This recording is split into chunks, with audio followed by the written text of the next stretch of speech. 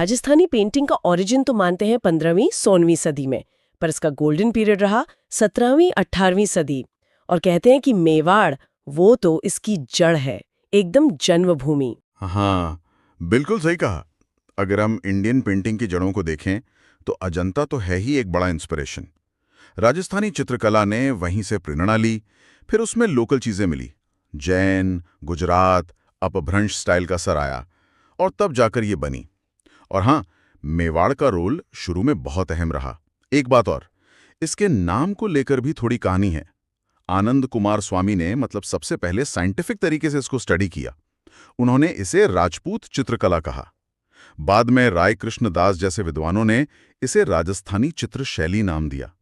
ये शायद ज्यादा सही लगता है इसके फैलाव को देखते हुए। हमारे सोर्स बताते हैं कि सबसे पुराना जो चित्र मिला है, ओघ नियुक्ति वृत्ति, वो 1060 ईस्वी का है, ताड़पत्र पर बना है। जैसलमेर के जिनभद्र सूरी ज्ञान भंडार में रखा है और एक श्रृंगधर नाम के कलाकार हुए तिब्बती इतिहासकार तारानाथ ने उन्हें मारवाड़ का पहला जरूरी पेंटर माना है। अच्छा, मतलब शुरुआत तो काफी पहले हो गई थी। आपने मेवाड़ का जिक्र किया, जननी कहा गया उसे। हमारे सोर्स में ये भी है कि राजस्थानी पेंटिंग मेनली 4 स्कूलों में बटी है, मेवाड़, मारवाड़, हाड़ौती और ढूंढाड़। हालांकि आज जो हमारे पास मटेरियल है वो ज्यादातर मेवाड़ और मारवाड़ पर ही फोकस कर रहा है। तो मेवाड़ से ही शुरू करें? हाँ जरूर। मेवाड़ स्टाइल सबसे पुरानी और कह सकते हैं सबसे प्रभावशाली रही। फिर इसकी कई सब स्टाइल्स भी बनी, जैसे चावंड, उदयपुर, नाथद्वारा, देवगढ़, ये सब। इसका एक बहुत जरूरी शुरुआती एग्जाम्पल है श्रावक प्रतिक्रमण सूत्र चूर्णी ग्रंथ। ये 1260 एडी में महाराणा तेज सिंह के टाइम कमल चंद्र ने पेंट किया था। ये मेवाड़ का पहला उपलब्ध पेंटेड ग्रंथ माना जाता है। तो किन राजाओं के टाइम में ये स्टाइल ज्यादा फली फूली? कुछ खास दौर रहे होंगे? हाँ, कई राजाओं का हाथ रहा, पर कुछ का टाइम तो वाकई टर्निंग पॉइंट था। जैसे महाराणा कुंभा 1433-1468, इनको तो मेवाड़ चित्रशैली का एक तरह से जनक ही मानते हैं। इनके टाइम में गीत गोविंद, रसिक प्रिया, संगीत राज जैसे ग्रंथों पर बेस्ड पेंटिंग्स बनी। कल्पसूत्र भी पेंट हुआ। इनके गुरु थे हीरानंद। तो ये एक तरह से नींव डालने वाला टाइम था। फिर महाराणा प्रताप और अमर सिंह प्रथम 1572-1620, इनका टाइम थोड़ा मुश्किलों भरा था। राजधानी चावंड में थी, तो वहीं चावंड चित्रशैली बन पी। नासिरुद्दीन या निसारुद्दीन नाम के एक पेंटर थे। उन्होंने ढोला मारू और खास तौर पर रागमाला की बहुत सुंदर पेंटिंग्स बनाई। अमर सिंह प्रथम का टाइम तो चावंड स्टाइल का गोल्डन पीरियड कहलाता है। मुश्किलों में भी आर्ट अपना रास्ता ढूंढी लेती है। हाँ, ये तो है। फिर आए महाराणा जगत सिंह प्रथम 1628-52। इनका टाइम उदयपुर चित्रकला का गोल्डन पीरियड माना जाता है। इन्होंने तो दरबार में एक प्रॉपर आर्ट स्कूल, चितेरों की ओवरी या तस्वीरां रो कारखाना भी बनवाया। वल्लभ संप्रदाय का असर बढ़ा तो कृष्णलीला, रामायण, भागवत पुराण, गीत गोविंद, इन सब पर खूब मिनिएचर पेंटिंग्स बनी। साहेबदीन और मनोहर इस दौर के स्टार पेंटर थे। साहेबदीन ने तो रामायण और भागवत पर बड़े बड़े सेट बनाए। वाह, मतलब प्रॉपर इंस्टीट्यूशनलाइजेशन शुरू हो गया था। हाँ। और फिर महाराणा संग्राम सिंह द्वितीय 1710 से 1734 के टाइम एक इंटरेस्टिंग ग्रंथ पेंट हुआ, कलीला व दिमना। यह असल में पंचतंत्र की कहानियों का अरबी फारसी ट्रांसलेशन है। 2 गीदरों कलीला और दिमना के जरिए पॉलिटिक्स और मोरालिटी की बातें। इसे नूरुद्दीन नाम के पेंटर ने बनाया था। ये तो काफी डिटेल्ड हिस्ट्री है। अच्छा, अगर किसी को मेवाड़ स्टाइल की पेंटिंग पहचाननी हो तो मेन पहचान क्या होगी? क्या देखें उसमें? कुछ खास चीजें। रंगों में लाल और पीला रंग ज्यादा दिखेगा। पुरुषों के सिर पर एक खास तरह की ऊंची पगड़ी होती है, अटपटी पगड़ी कहते हैं उसे। ये मेवाड़ की पहचान है। अच्छा, अटपटी पगड़ी, हाँ ये तो सुना है। हाँ, और इंटरेस्टिंग बात यह है कि यही सवाल हाल ही में एक एसआई एग्जाम में भी आया था। इससे पता चलता है ये फीचर्स कितने जरूरी माने जाते हैं। इसके अलावा चेहरों में थोड़ी गोलाई, मीनाकृत आंखें, मछली जैसी आंखें, और नेचर पेंटिंग में कदम का पेड़, कुंज, लताएं, फूल वगैरह दिखते हैं। साहिबदीन, मनोहर, कमलचंद्र, हीरानंद, कृपाराम, जगन्नाथ, ये सब इसी स्टाइल के बड़े नाम हैं। मेवाड़ के बाद नाथद्वारा का जिक्र आता है, वो श्रीनाथ जी के मंदिर वाली स्टाइल। ये मेवाड़ से अलग कैसे है? नाथद्वारा स्टाइल जो है वो उदयपुर और ब्रज मथुरा स्टाइल के मिलने से बनी है। खासकर तब जब महाराणा राज सिंह श्रीनाथ जी की मूर्ति को सेहाड़ लाए, जो अब नाथद्वारा है। तो कृष्ण लीला और खासतौर पे श्रीनाथ जी का स्वरूप इसके सेंटर में है। इसकी सबसे बड़ी पहचान है पिछवाई। मंदिर में मूर्ति के पीछे लगने वाले कपड़े पर बड़े साइज की पेंटिंग्स होती हैं। ये कृष्ण लीला के सीन होते हैं। हाँ, पिछवाई तो बहुत फेमस है। बिल्कुल। रंगों में हरे और पीले का ज्यादा इस्तेमाल होता है, खासकर बैकग्राउंड में। केले के पेड़ बहुत दिखते हैं इसमें। और एक बहुत ही इंटरेस्टिंग बात, हमारे सोर्स बताते हैं कि कमला और इलायची नाम की महिला चित्रकारों ने भी इस स्टाइल में काम किया। अरे वाह, महिला चित्रकार, ये तो उस जमाने के हिसाब से वाकई खास बात है। अच्छा, शाहपुरा स्टाइल के बारे में क्या जानकारी है? शाहपुरा स्टाइल अपनी एक खास कला के लिए जानी जाती है, फड़ चित्रण। ये कपड़े पर बनती है। लोक देवता होते हैं ना, जैसे पाबूजी, देवनारायण जी, उनकी पूरी कहानी पेंट की जाती है। फिर भोपे लोग उसे गाकर सुनाते हैं, बाँचते हैं। जिस कपड़े पर यह बनती है उसे रेजी या रेजा कहते हैं। हाँ हाँ, फड़ देखी है मैंने। जोशी परिवार इस आर्ट के लिए फेमस है। पांचोजी जोशी को इसका फाउंडर मानते हैं। और श्रीलाल जोशी बहुत बड़े फड़ पेंटर हुए। उन्हें पद्मश्री भी मिला। इसमें लाल और हरे रंग ज्यादा चलते हैं। और देवगढ़ स्टाइल, ये भी मेवाड़ स्कूल का ही हिस्सा है। हाँ, देवगढ़ मेवाड़ का ही एक ठिकाना था। 1680 ईस्वी में रावत द्वारकादास चुंडावत ने इसे बसाया था। यहाँ की स्टाइल में ना मेवाड़, मारवाड़ और ढूंढाड़ तीनों का असर दिखता है, मिक्स से थोड़ा। यहाँ के जो सामंत थे वो 16वें उमराव कहलाते थे। इस स्टाइल को लाइमलाइट में लाने का क्रेडिट श्रीभर अंधारे को जाता है। इसमें हरे और पीले रंग ज्यादा यूज होते दिखते हैं। यहाँ के वॉल पेंटिंग्स, मतलब भित्ति चित्र, काफी फेमस हैं। जैसे अजारा की ओवरी और मोती महल में है।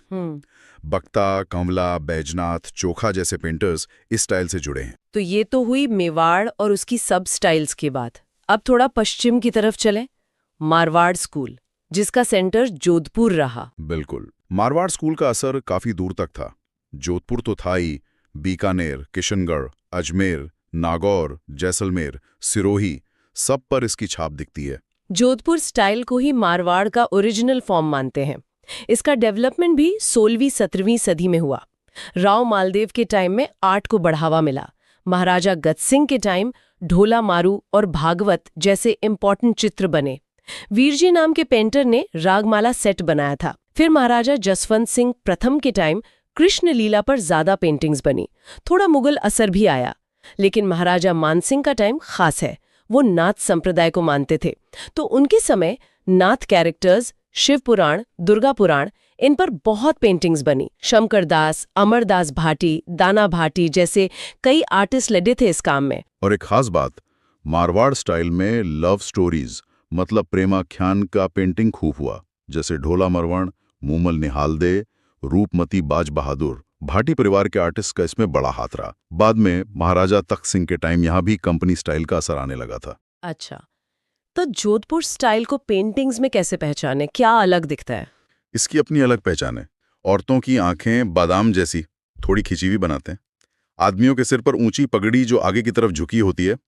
औरतों के कपड़ों में लाल फुंदनों वाले पीले ओढ़ने या लहंगे दिखते हैं। रंगों में पीला रंग ज्यादा हावी रहता है, लाल भी यूज होता है। बैकग्राउंड में आम के पेड़, रेत के टीले, झाड़ियां और बादलों का घुमावदार स्टाइल दिखता है। रामा, नाथा, छज्जू, सेफू जैसे पेंटर्स इसी जोधपुर स्टाइल के हैं। और हाँ, आपने एग्जाम की बात की थी ना? हाँ। पटवार 2016 के एग्जाम में इन्हीं आर्टिस्ट्स रामा, नाथा, छज्जू के बारे में पूछा गया था कि ये किस स्टाइल से हैं। ओह, देखा, मतलब कलाकारों के नाम भी सीधे पूछ लेते हैं। चलिए अब बीकानेर की बात करते हैं। ये मारवाड़ के असर में तो आती है, पर शायद कुछ अलग भी होगा इसमें। हाँ, बीकानेर स्टाइल में मारवाड़ के साथ साथ मुगल और थोड़ा दक्कनी स्टाइल का एक यूनिक मिक्सचर है। इसकी शुरुआत राव राय सिंह के टाइम हुई। वो खुद मुगल दरबार से जुड़े थे, तो वो अपने साथ उस्ताद अली रजा और उस्ताद हामिद रुकनुद्दीन जैसे पेंटर्स को मुगल दरबार से बीकानेर ले आए थे।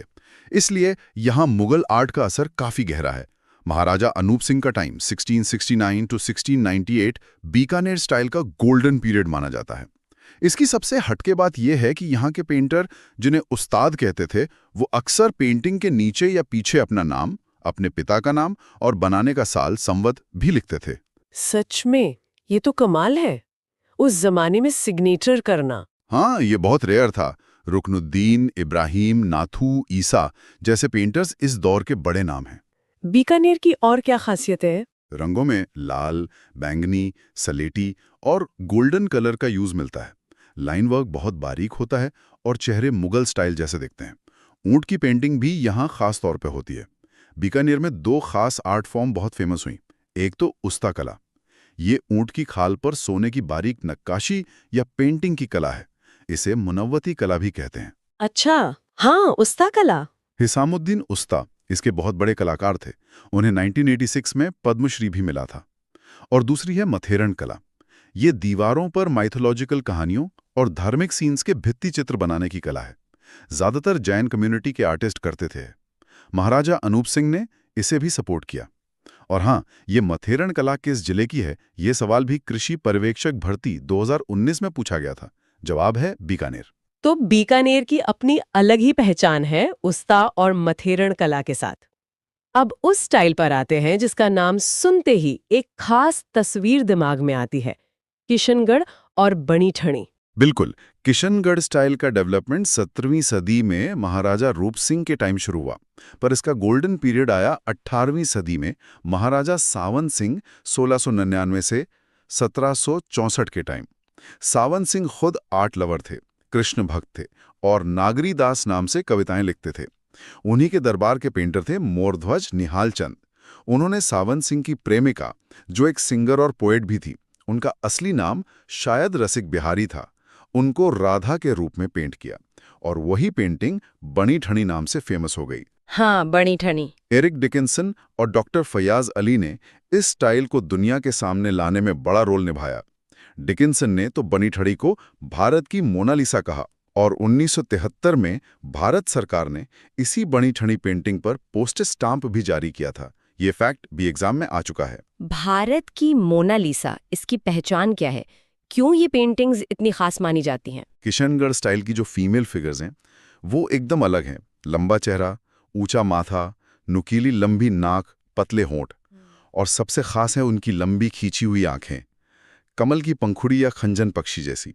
गर्दन लंबी, बॉडी पतली और बालों की एक लट गालों पर झूलती हुई दिखाते हैं। रंगों में सफ़ेद, गुलाबी, सिंदूरी रंग ज़्यादा यूज़ होता है। बैकग्राउंड में झील, बोटिंग सीन, केले के बाग दिखते हैं।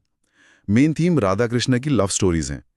एक बात ध्यान देने वाली है कि इस स्टाइल में राग रागिनियों की पेंटिंग नहीं हुई, जो बाकी कई स्टाइल्स में मिलती है। अच्छा, ये इंटरेस्टिंग है। सीताराम, बदन सिंह, नानक राम, अमरचंद जैसे पेंटर भी इसी स्टाइल से जुड़े थे। और इनमें से कुछ नाम, सीताराम, बदन सिंह, नानक राम, पर भी सेकंड ग्रेड टीचर एग्जाम 2017 में सवाल आया था। तो किशनगढ़ स्टाइल अपनी खास खूबसूरती और रोमांस पर फोकस्ड है। हमारे सोर्स में अजमेर और जैसलमेर का भी जिक्र है, थोड़ा कम ही सही। हाँ, अजमेर स्टाइल थोड़ी मिक्स टाइप की है। इस पर जोधपुर, मुगल और यहाँ तक कि साउथ का भी असर दिखता है। यहाँ की पेंटिंग्स में लोकल टच ज्यादा है। चांद नाम के एक पेंटर ने 1698 में राजा पाबूजी का पोर्ट्रेट बनाया था। साहिबा नाम की एक महिला पेंटर का भी जिक्र मिलता है। और जैसलमेर स्टाइल की सबसे बड़ी खासियत यह है कि ये काफी हद तक बाहर के असर से, खासकर मुगल या जोधपुर, फ्री रहकर इंडिपेंडेंटली डेवलप हुई। महारावल हर्राय, अक्खे सिंह और मूलराज के टाइम इसे सपोर्ट मिला। इसका सबसे फेमस सब्जेक्ट है मूमल। मूमल? हाँ, मूमल की पेंटिंग्स यहाँ बहुत बनी है। इसे मांड की मोनालिसा भी कहा गया है। वाह, तो ये वाकई एक शानदार सफर रहा राजस्थानी पेंटिंग की अलग अलग गलियों से। हमने देखा कैसे एक मेन सोर्स मेवाड़ से निकलकर ये आर्ट अलग अलग रियासतों में वहाँ के राजाओं की पसंद, लोकल ट्रेडिशंस और बाहर के असर से मिलकर कितनी अलग और रिच बन गई। बिल्कुल, हर स्टाइल की अपनी खुशबू है, अपनी कहानी। कहीं भक्ति का रंग गहरा है, जैसे नाथद्वारा किशनगढ़ में। कहीं लव स्टोरीज हैं, जैसे मारवाड़ में। कहीं लोक देवताओं की कहानियां हैं, जैसे शाहपुरा में। तो कहीं दरबारी शानो शौकत और मुगल असर है, जैसे बीकानेर में। और ये जो क्लासिफिकेशन है, जैसे आनंद कुमार स्वामी का राजपूत चित्रकला कहना या पैट्रिक लॉरेंस का इसे पूरी तरह से भारतीय मानना, ये सब दिखाता है कि इस आर्ट को समझने और डिफाइन करने के भी अलग अलग तरीके रहे हैं। और हाँ, आनंद कुमार स्वामी के क्लासिफिकेशन पर वीडियो 2021 में सवाल भी आया था। हाँ, सही। तो ये सारी जानकारी, ये स्टाइल्स, कलाकार, उनकी पहचान और यहाँ तक कि एग्जाम में आए सवाल, सब मिलकर एक पूरी पिक्चर बनाते हैं। इस गहरी पड़ताल के बाद हमारे सुनने वालों के लिए एक सवाल छोड़ते हैं सोचने को। इन सभी स्टाइल्स और कहानियों में से कौन सी बात या कौन सी पेंटिंग सबसे ज्यादा ध्यान खींचती है और क्यों? शायद ये सोचना इंटरेस्टिंग हो कि आर्ट सिर्फ देखने में सुंदर नहीं होती, वो अपने टाइम के समाज, कल्चर और इतिहास को भी अपने रंगों में समेटे होती है।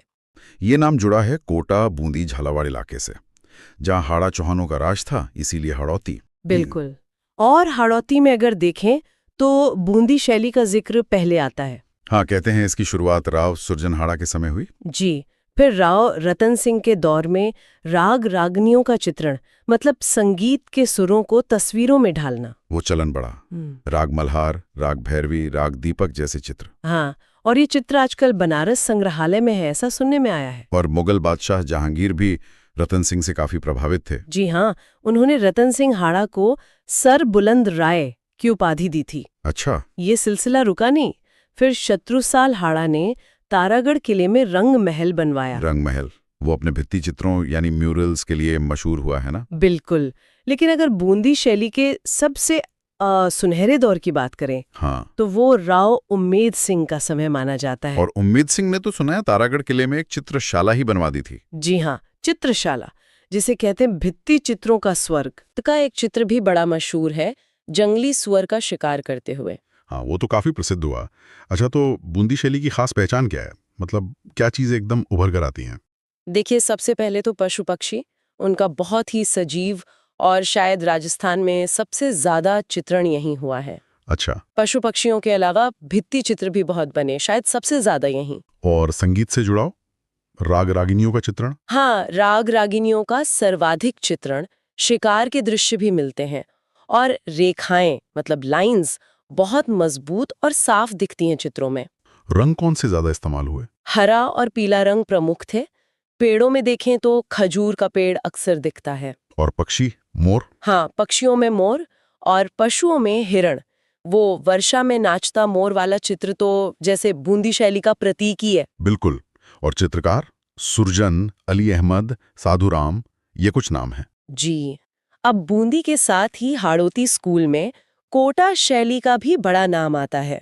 कोटा शैली, जिसे शिकार चित्र शैली या हंटिंग पेंटिंग भी कहते हैं, नाम से ही पता चलता है। हाँ, इसकी खासियत ही यही है। शुरुआत राम सिंह हाड़ा के समय हुई मानी जाती है। और आगे चलकर गुमान सिंह हाड़ा के समय वो डालू चित्रकार ने रागमाला सेट बनाया था। हाँ, रागमाला चित्र सेट, मतलब संगीत के अलग अलग रागों पर आधारित पूरी चित्रों की श्रृंखला। दिलचस्प है कि कोटा शैली का भी स्वर्णकाल उम्मीद सिंह हाड़ा का ही समय माना जाता है, बूंदी की तरह। जी, ये कॉमन फैक्टर है। और कोटा की एक और खासियत है, इस पर ब्रिज शैली का प्रभाव दिखता है। ब्रिज शैली यानी मथुरा वृंदावन वाली कृष्ण भक्ति वाली कला का असर। बिल्कुल। और जैसा नाम है शिकार चित्र शैली, तो शिकार के दृश्य यहाँ सबसे ज्यादा और बहुत विस्तार से बनाए गए। और यहीं पर वो अनोखी बात आती है, महिलाओं और रानियों को भी शिकार करते हुए दिखाना। हाँ, ये वाकई बहुत अनोखी बात है उस जमाने के हिसाब से। क्या लगता है, ये असलियत दिखाता है या बस कलात्मक छूट थी? ये सोचने वाली बात है। शायद शाही महिलाओं की विशेष स्थिति रही हो या कोई और वजह हो, इस पर और खोज की जानी चाहिए। जरूर।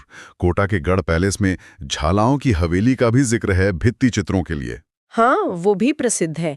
और चित्रकारों में नूर मोहम्मद, लच्छीराम, कन्हैया, रघुनाथ, डालू, गोविंद जैसे नाम आते हैं। तो ये हुई हाड़ौती स्कूल की बात। अब चलें ढूंढाड़ स्कूल की तरफ। हाँ, ढूंढाड़ स्कूल।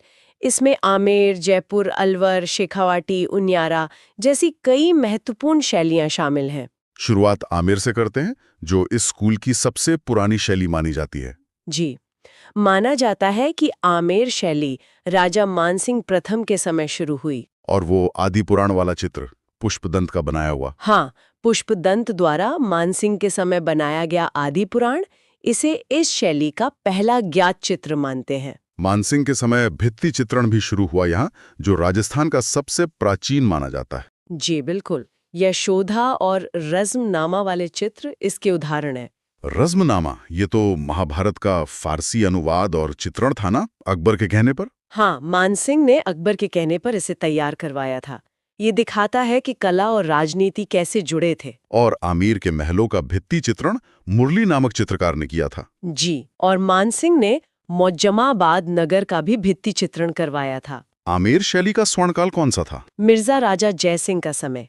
उन्होंने बिहारी सतसई का चित्रण करवाया, जिसमें कवि बिहारी के 700 दोहे हैं और बिहारी खुद उनके दरबारी कवि थे। सही।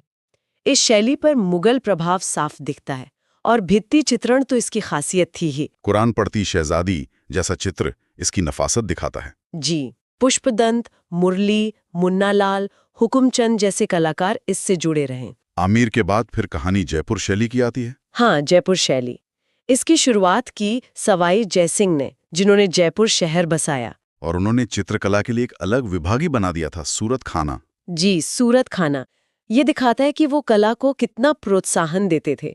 उनके दरबारी चित्रकार थे मोहम्मद शाह। फिर ईश्वरी सिंह के समय दो बड़े नाम आते हैं, साहिब राम और लालचंद। हाँ, साहिब राम तो आदम कद चित्र, मतलब बिल्कुल इंसान के साइज के पोर्ट्रेट बनाने में माहिर थे। उन्होंने ईश्वरी सिंह का चित्र बनाया था जो आज भी सिटी पैलेस जयपुर में है। जी, और लालचंद जाने जाते थे लड़ते हुए हाथियों के चित्र बनाने के लिए। वाह। फिर माधो सिंह प्रथम ने भी सिसोदिया रानी महल और पुंडरीक हवेली में भित्ति चित्रण करवाया। बिल्कुल, लेकिन जयपुर शैली का स्वर्ण काल आया सवाई प्रताप सिंह के समय, जो खुद भी कला और साहित्य के बड़े जानकार और संरक्षक थे। जी हाँ, इस दौर में बारामासा, रामायण, महाभारत, कृष्ण लीला जैसे विषयों पर जमकर काम हुआ। बाद में फिर कंपनी शैली का प्रभाव भी पड़ा राम सिंह द्वितीय के समय। हाँ, अंग्रेजों के आने के बाद। और राम सिंह द्वितीय ने 1857 में मदरसा हुनरी की स्थापना की, जो आज Rajasthan school of arts and crafts है और जहां ब्लू पॉटरी सिखाई जाती है। सही। अब जयपुर शैली की खासियतें देखें तो मुगल प्रभाव सबसे ज्यादा इसी पर है। और आदमकद चित्रण यानी पोर्ट्रेट बनाना, हाँ, वो इसकी पहचान बन गया। राजाओं की शाही सवारी, तीज गणगौर के जुलूस, हाथियों की लड़ाई, मतलब दरबारी और शहरी जीवन के दृश्य खूब बने। बिल्कुल। रंगों में हरा और चमकीला रंग ज्यादा पसंद किया गया। पेड़, पीपल। हाँ, वृक्षों में पीपल, पशुओं में घोड़ा यानी अश्व और पक्षियों में मोर। चित्रकारों के नाम भी काफी हैं, कुशला, हुक्मा, गोपाल, उदय। राम सेवक, लालचंद, साहिब राम, मोहम्मद शाह, कई नाम हैं। ये जो आदम का चित्र बनाने का चलन था, ये सिर्फ कला नहीं थी शायद। सही कह रहे हैं, ये शासक की शक्ति, उनका व्यक्तित्व, दरबार का वैभव दिखाने का एक महत्वपूर्ण जरिया था। अपनी छवि को अमर करने का तरीका। बिल्कुल। अब आगे बढ़ते हैं अलवर शैली की तरफ। अलवर शैली, इसके बारे में एक बात जो ध्यान खींचती है वो है इसका एक उपनाम, अश्लील शैली। हाँ, ये थोड़ा विवादास्पद नाम है। अलवर राज्य की स्थापना प्रताप सिंह ने की और उन्हीं के समय ये शैली शुरू हुई।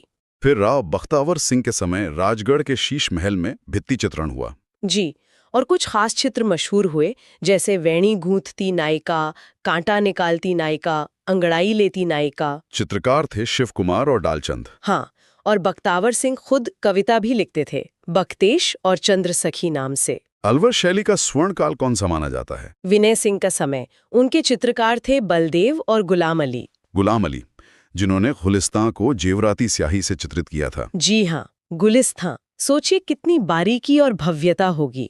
फिर शिवदान सिंह के काल में क्रीड़ाओं मतलब खेल कूद पर ज्यादा चित्र बने। हाँ, जैसे नफीरी वादन एक प्रसिद्ध चित्र है, और उनके दरबारी चित्रकार मूलचंद। वो हाथी दांत पर चित्रण के लिए मशहूर थे। बिल्कुल, हाथी दांत पर छोटी छोटी पेंटिंग्स। तो अलवर शैली की खासियतें क्या रहीं? इस पर किन शैलियों का असर था? इस पर जयपुर, मुगल और ईरानी तीनों का मिला जुला प्रभाव दिखता है। और वो नाम अश्लील शैली, क्या कामशास्त्र पर चित्रण ज्यादा हुआ? हाँ, कामशास्त्र पर आधारित विषयों का चित्रण काफी हुआ। साथ ही गणिकाओं, वेश्याओं, नगर वधुओं का भी चित्रण अधिक मिलता है। बॉर्डर पर फूल पत्तियों की सजावट भी इसकी पहचान है। जी, बॉर्डर पर सजावट, योगासन का चित्रण और हाथी दांत की प्लेटों पर चित्रण, ये सब इसकी विशेषताएं हैं। चित्रकारों की लिस्ट भी काफी लंबी है, छोटेलाल, जगमोहन, नंदराम, जमनादास। शिव कुमार, डालचंद, बलदेव, गुलाम अली, मूलचंद, सालीग्राम, सालगा, बुद्धाराम, राम सहाय, नेपोलिया, नानकराम, बहुत सारे नाम हैं। तो यही वो सवाल फिर से दिमाग में आता है, अश्लील शैली जैसा नाम क्यों पड़ा होगा? ये वाकई सोचने वाली बात है। क्या ये सिर्फ विषयों की वजह से था, या उस समय के समाज का नजरिया था, या बाद के कला समीक्षकों का? ये नामकरण खुद एक कहानी कहता है कि कला को कैसे देखा जाता है। बिल्कुल। चलिए अब बात करते हैं शेखावाटी शैली की। शेखावाटी, जो खासकर अपनी हवेलियों के भित्ति चित्रों के लिए जानी जाती है। जी हाँ, इसे ओपन आर्ट गैलरी भी कहते हैं, जैसे पूरी खुली हुई कला दीर्भा हो। मंडावा, रामगढ़, बिसाऊ, महनसर, लक्ष्मणगढ़, नवलगढ़, इन जगहों की हवेलियां मशहूर हैं। हाँ, महनसर की हवेलियों में तो सोने की कलम से रामायण का चित्रण हुआ है। कमाल है। इन हवेलियों में क्या क्या चित्रित मिलता है? मुख्य द्वार पर हाथी, छज्जों पर मल्ल युद्ध यानी कुश्ती, अंदर के हिस्सों में लोक जीवन। डूंगर जी जवाहर जी के चित्र, कृष्ण लीला, रामायण, बैलगाड़ी, आम जीवन के दृश्य। बिल्कुल। और फ्रांसीसी इतिहासकार नादीन लप्रिंस का नाम भी आता है, जिन्होंने इनके संरक्षण के लिए काम किया। यहाँ के चित्रकार कौन थे? तनसुख, जयदेव, बालूराम जैसे नाम मिलते हैं। और एक खास चित्र बाखाती बालों की घूंट वाली महिला का भी जिक्र है, जो काफी लोकप्रिय हुआ। शेखावाटी में भित्ति चित्रण की तकनीक भी खास थी ना? फ्रेस्को सेको, फ्रेस्को ब्रूनो। जी हाँ, मुख्यतः 3 तरीके थे। फ्रेस्को सेको यानी सूखे प्लास्टर पर, जिसे टेम्परा भी कहते हैं। और फ्रेस्को ब्रूनो, वो गीले प्लास्टर पर होता था? हाँ, फ्रेस्को ब्रूनो यानी गीले प्लास्टर पर। इसे आराइश, आला गीला, मोरकाशी या पणा भी कहते थे। ये ज्यादा टिकाऊ होता था। और तीसरा साधारण तरीका, इन कारीगरों को क्या कहते थे? इन्हें चेजारा कहा जाता था। ये जानना जरूरी है कि ये सिर्फ कला नहीं, एक पूरा हुनर और तकनीक थी। सही बात है। अच्छा, ढूंढाड़ स्कूल में एक और शैली बची है, उनियारा शैली। हाँ, उनियारा शैली। ये पहले जयपुर रियासत का एक ठिकाना था। स्थापना की चंद्रभान सिंह नरूका ने। और अब ये टोंक जिले में है। यहाँ चित्रकला कब शुरू हुई? सरदार सिंह के काल में शुरू हुई और संग्राम सिंह का समय स्वर्ण काल रहा। इस पर किन शैलियों का प्रभाव था? इस पर बूंदी और जयपुर दोनों का प्रभाव दिखता है। लेकिन एक बहुत ही खास बात है इसकी। क्या? यहाँ शिकार के दृश्यों के चित्रण पर प्रतिबंध था। अरे, ये तो कोटा और बूंदी से बिल उल्टा है। वहां तो शिकार मुख्य विषय था। हाँ, ये अंतर क्यों था, ये भी सोचने वाली बात है। शासक की पसंद थी या कोई और वजह? यहाँ के कलाकार कौन थे? भीमा, काशी, मीरबख्श।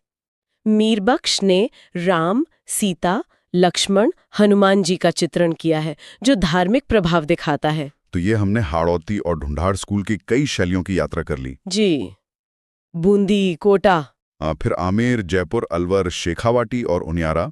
क्या कुछ मुख्य बातें हैं जो इन सब में से निकल कर आती हैं? हाँ, देखिए, शिकार के दृश्य कोटा बूंदी, राग रागिनी बूंदी, भित्ति चित्रण बूंदी, आमेर, जयपुर, अलवर, शेखावाटी, आदमकद चित्र जयपुर, पशु पक्षी बूंदी और धार्मिक व लोक जीवन जयपुर, शेखावाटी।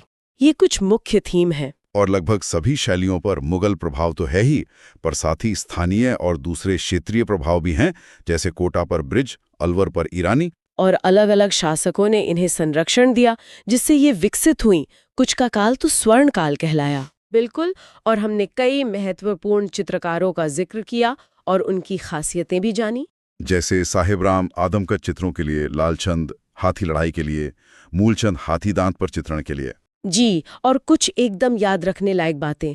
कोटा में नारियों का शिकार, बूंदी में पशु पक्षियों को विशेष स्थान, जयपुर शैली की पहचान आदमकद पोर्ट्रेट, हाँ। और शेखावाटी यानी मंडावा का भित्ति चित्रण। हाँ, ये इन शैलियों की जैसे पहचान बन गए हैं। तो ये थी राजस्थानी चित्रकला की हाड़ौती और ढूंढाड़ शैलियों की दुनिया में एक झलक। उम्मीद है इस चर्चा से इन कला शैलियों को और बेहतर समझने में कुछ मदद मिली होगी। बिल्कुल। और जब इन चित्रों को देखते हैं तो एक सवाल मन में जरूर आता है, जो शायद श्रोताओं के मन में भी आए। हाँ, कि उस समय के समाज, संस्कृति और मूल्यों के कौन से पहलू इन चित्रों में सबसे ज्यादा उभारे गए हैं? वीरता, भक्ति, दरबारी शान या रोजमर्रा का जीवन?